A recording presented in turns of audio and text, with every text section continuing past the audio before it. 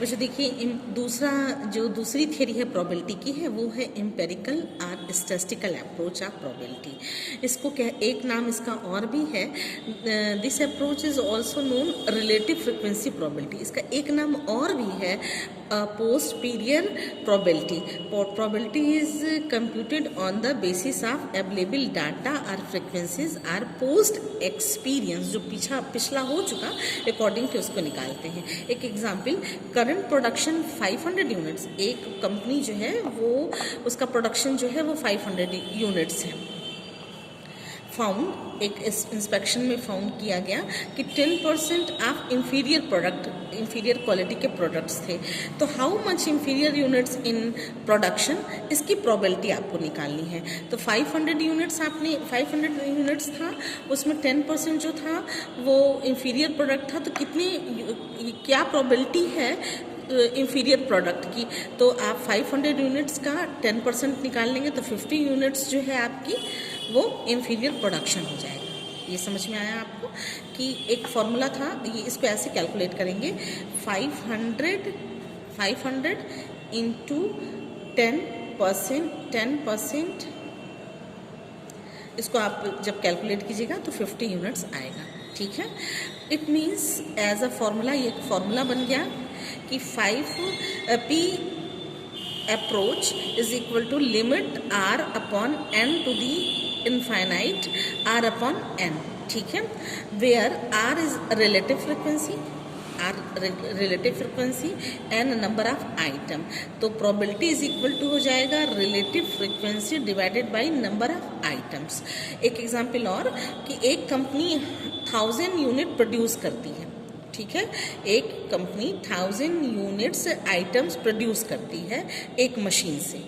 40 items are defective, 40 item उसमें से खराब है। 1000 बनाती है जिसमें कि 40 खराब हो जाता है। तो how much probability of defective items?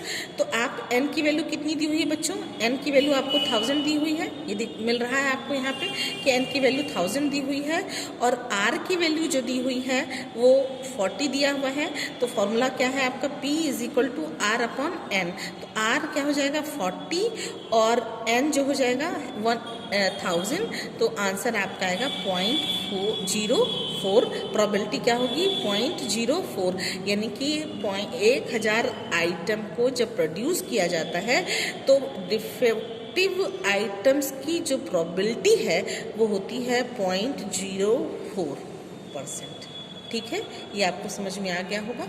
और अगर नहीं आया है तो आप हमसे बीच बीच में पूछते रहिएगा और इसको हर हाल में समझ लीजिएगा बच्चों। ये एम्पेरिकल और स्टैटिस्टिकल थियरी सेकंड थियरी है और इस पर और जिससे पहले पढ़ाया था इन दोनों पर ही बेस सारे न्यूमेरिकल हैं। इन दोनों थियरी को जरूर से जरूर समझ लीजिएगा। नेक्स्ट है आपका, अगले क्लास में आपको नेक्स्ट बताऊंगी, ज़्यादा बता दूंगी तो कंफ्यूज हो जाइएगा आप।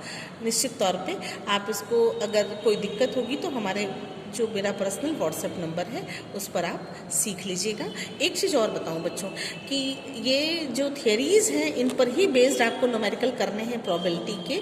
तो इन थियरीज़ को मैं तो पढ़ा रही हूँ ही, आप अपने से भी अपनी बुक में पढ़िएगा। और जब आप अपनी बुक में पढ़ लीजिएगा और आपको नहीं समझ में आएगा तब हमसे पूछिएगा। इसके बिहाफ पर जो न्यूमेरिकल दिए हुए एग्जाम्पल्स के, उन न्यूमेरिकल को आप करना शुरू कर दीजिए। बच्चों, जो 2 अप्रोचेस बच रहे हैं वो बिल्कुल थियरी है।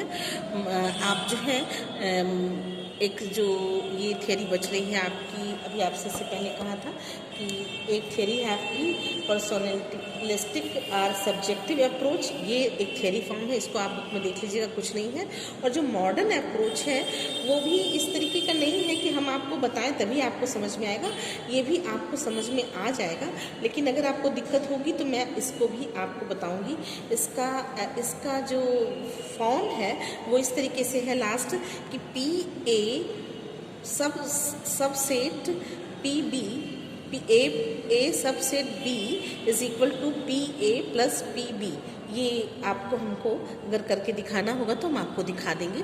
ये इस तरीके से लिखते हैं, इसको लिखते हैं PA यूनिसेट B is equal to PA plus PA plus P B, ये इसका अप्रोच है। अब ये if the two events A and B mutual exclusive, then the probability of occurrence of either A or B denoted by P यूनिसेट B आप इसको ऐसे present कीजिएगा। ठीक है, कोई दिक्कत नहीं होनी चाहिए, दिक्कत होगी तो हमसे शेयर कीजिएगा।